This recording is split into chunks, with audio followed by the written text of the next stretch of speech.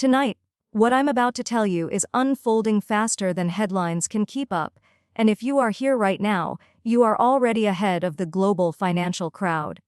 Iraq is standing at a historic crossroads that could rewrite its economic future. The United Nations Security Council has been locked in late-night discussions, weighing a decision that could remove a major international presence from inside Iraq. A presence that has shaped politics, peace, and even the financial rebuilding of the nation. This situation is rapidly evolving, and the stakes are enormous for millions of Iraqis and for anyone who follows the future of the Iraqi dinar. So before we go any deeper, make sure to subscribe and turn notifications on. Because every day from this moment forward will matter.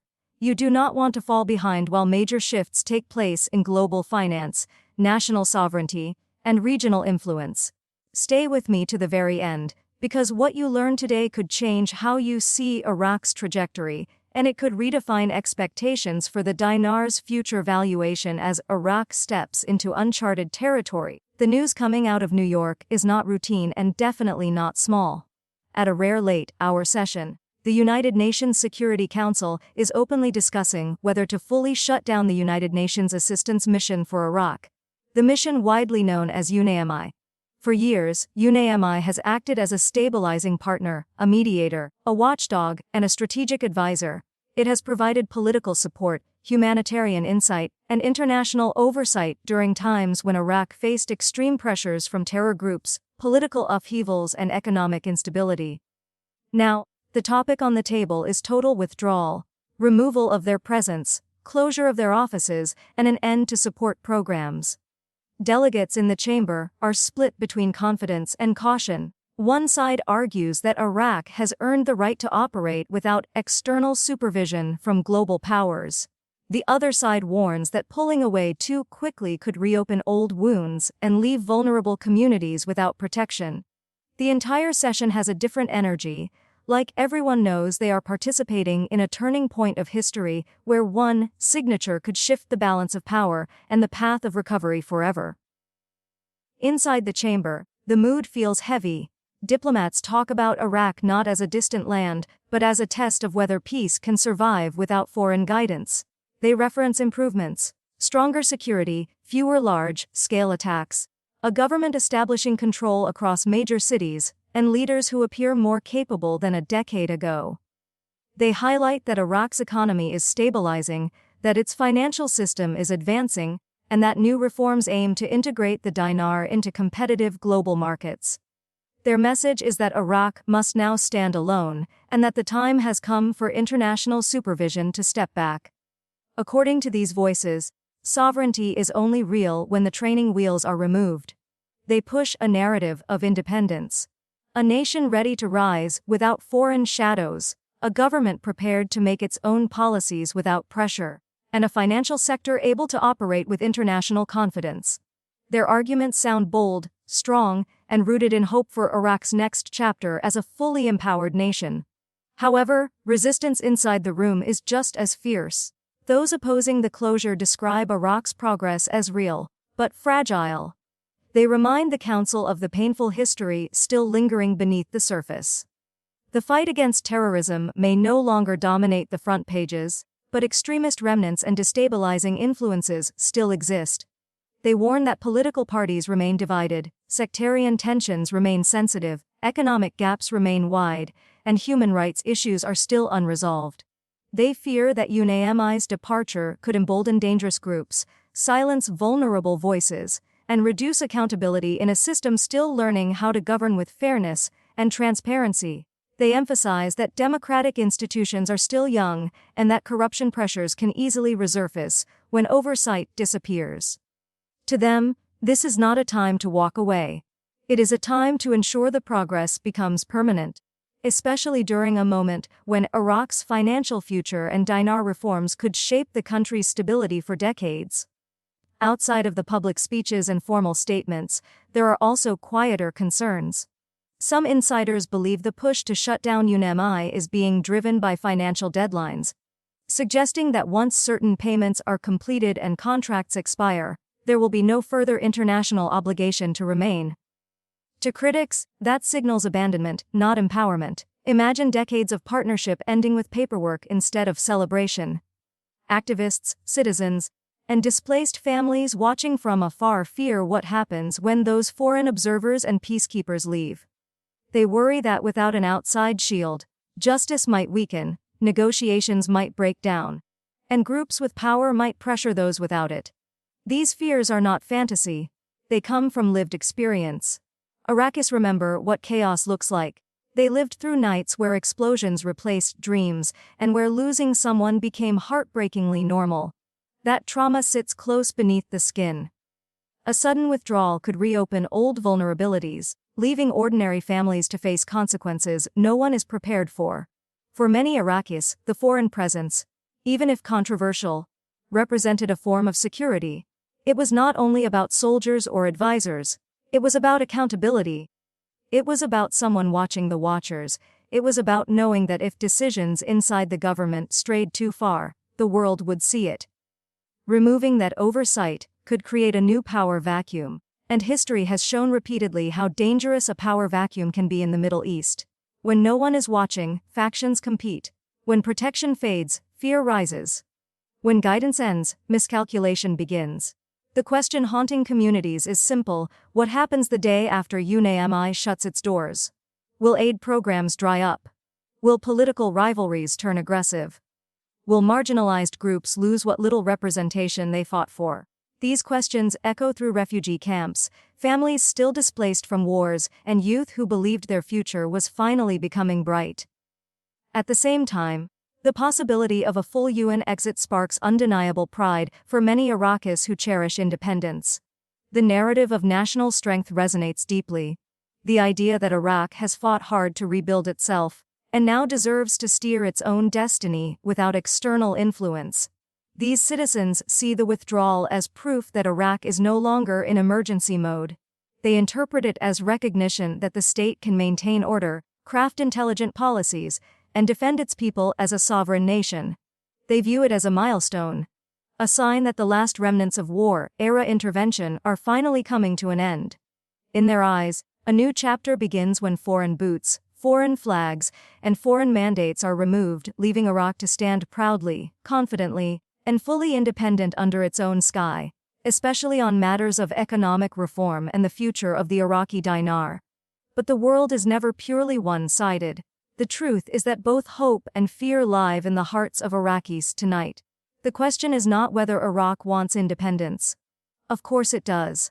The question is whether the timing is right, and the question is whether those who are shouting for withdrawal are motivated by Iraq's success, or by their own strategic goals.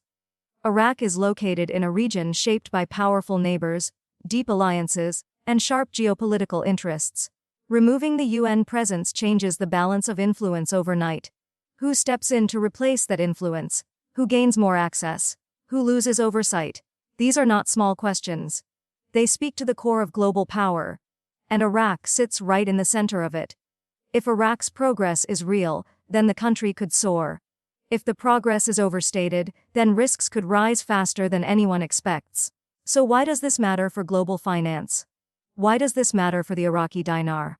It is simple. Markets are emotional. Investors and governments respond to confidence, or the lack of it. If international security support disappears, if oversight ends, and if institutions show cracks, then uncertainty spreads through markets like wildfire. The Iraqi dinar's strength, Iraq's ability to attract foreign investment, and the pace of economic reform are directly linked to perception of stability. If global confidence drops, capital leaves. But if the world sees Iraq rising strong, capable of full sovereignty without outside intervention, then confidence can surge, investments can increase, and a new economic era could take shape. That is why every word spoken at the Security Council matters. Because it sends signals far beyond those walls. The decision on UNAMI will signal whether Iraq is seen as a self-sustaining nation or a state still needing supervision. And that signal will influence international expectations for Iraq's currency reforms, banking modernization, and financial independence. Iraq has been working aggressively to clean up financial systems, fight money laundering, improve trade rules, and strengthen international partnerships. Ending the UN mission could be interpreted as approval of these reforms. a sign that Iraq is ready for global economic recognition, unlike anything seen in the last 2 decades. For those who follow the future of the dinar closely, this could mark a pivotal shift, a sign that Iraq is in its final stretch of proving itself ready for major changes and upgrades in how its financial system interacts with the world. Yet, this moment also highlights the political divide inside Iraq itself. Some leaders absolutely welcome the UN departure, arguing it is long overdue. Others quietly panic about losing leverage and losing the one international voice capable of preventing internal conflict. This divide matters. When leadership is united, progress accelerates. But when leadership splits, uncertainty spreads. And uncertainty can undo years of hard work. The world is watching not only what the Security Council decides, but how Iraq responds. Will unity strengthen? Or will hidden rivalries emerge more openly once outside monitoring ends? The answer to that question could shape the next decade for Iraq's development. Diplomats inside the chamber emphasize that whatever the decision becomes, Iraq will not return to the past. They say the nation has endured too much to fall backward. But history shows that progress is never guaranteed. Stability must be protected every single day. While large-scale conflict has reduced, economic struggle is still real. Millions rely on government services that need reliable funding. Job creation must accelerate. Corruption must continue to be fought. If foreign support vanishes before these systems are durable, setbacks could occur quickly. And reversing a setback is always harder than preventing one. That is why voices of caution are not trying to hold Iraq back. They are trying to secure the future. The weight of this decision is not just about governance. It is about families, workers, students, and communities who want normal lives. The dream of a stable Iraq is not an abstract idea. It means children can walk to school without fear. It means businesses can grow. It means families can plan for tomorrow. It means young generations can invest their skills and ambitions in a homeland that rewards their effort. Removing foreign presence should be a celebration, but only if Iraq is truly ready. In today's meeting, some delegates described Iraq as a nation standing on the edge of transformation, a place where economic reforms are gaining strength and where the dinar's future could reach heights never imagined during the darkest years of conflict. They argue that success requires trust, and that trust must now come from treating Iraq as a full player on the world stage. They say sovereignty is not a gift given, it is a right acknowledged. If the resolution passes, those voices might declare this the moment Iraq finally steps fully into its role as a powerful regional force. But among the critics, the haunting concern remains: what happens if the support ends and internal disagreements escalate? They believe stability is like glass, beautiful but breakable. They fear a spark could reignite problems too costly for Iraq to bear alone. They argue that the international community must stay just a little longer to ensure the glass becomes steel, unbreakable, resilient, and ready for the pressures that come with independence. They point to areas still recovering, families still displaced, and minorities still lacking strong protection. These voices urge patience, not forever, but long enough to guarantee progress will not collapse the moment global attention shifts elsewhere. Beneath the political speeches lies another truth. The decision carries emotional weight. For many Iraqis, UN presence has been a symbol of a world that cares. Even when imperfect, it meant the world was watching. Removing that watchful eye might feel like being left alone too soon after trauma. Many fear abandonment. They worry the world might walk away and forget them. Just when real healing was beginning, this emotional component is powerful and must be respected. A nation's strength is not only measured by military or economy, but by the morale of its people. Tonight, the Security Council chambers are filled with tension. Every delegate knows their decision will echo far beyond their careers. This is not just another vote. It is history. It is a declaration of faith, or a warning sign of doubt. And the result will impact everything: Iraq's politics, Iraq's communities, and yes, Iraq's financial future, especially the path of the dinar in global markets. When the world makes decisions based on confidence, these moments shape outcomes. Meanwhile, Iraq waits. Citizens follow news updates, analysts prepare economic forecasts, and the financial community examines every detail to predict whether the removal of UN support will push Iraq toward faster growth or renewed instability. Investors do not like uncertainty. They either want to see clear independence or clear security guarantees. A transition with mixed messaging can trigger hesitation, and hesitation slows economic gains. So right now, clarity matters more than ever. The truth is, Iraq is poised on the edge of opportunity. Oil revenues remain a strong foundation. Economic diversification plans are being outlined. Banking technology is modernizing. International partnerships are growing. With the right leadership and stable environment, Iraq could move faster than critics expect toward a powerful economic transformation. But removing external assistance must be accompanied by increased internal responsibility. Because the world will no longer hold Iraq's hand if things go wrong. That is the burden and the blessing of sovereignty. There is a saying, independence is not the end of the journey. It is the beginning. If UNAMI leaves, Iraq must show the world that this beginning will be defined by peace and progress, not by chaos and confusion. The world hopes that Iraq's story becomes one of victory and revival. But hope must be supported by real decisions, strong institutions, and unity from within. As we wait for the final decision, the most important thing to remember is this: Iraq has already come a long way. The country has survived wars that could have destroyed its spirit. It has rebuilt from ashes multiple times. And even when the world doubted Iraq, Iraq kept moving forward. That resilience is the greatest strength of this nation. Whether the UN stays or goes, Iraq must trust in that resilience and continue building a future where economic success and national pride move together. For everyone watching this channel, especially those tracking the future of the Iraqi dinar, stay alert. What happens in the next hours and days will matter. UN withdrawal could mark the beginning of a more independent financial future. Or it could introduce risks that must be carefully managed.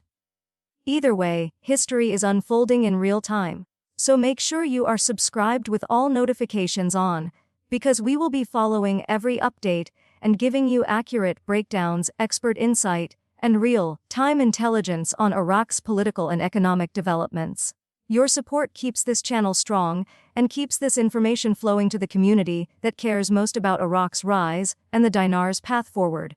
Tonight, the world watches. Tonight, the leaders decide.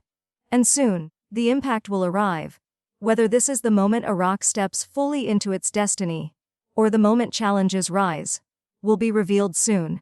We will be here to cover every change, every decision, and every opportunity that emerges next. Until then, stay hopeful, stay informed, and stay connected, because Iraq's future is closer than ever, and the next chapter begins now.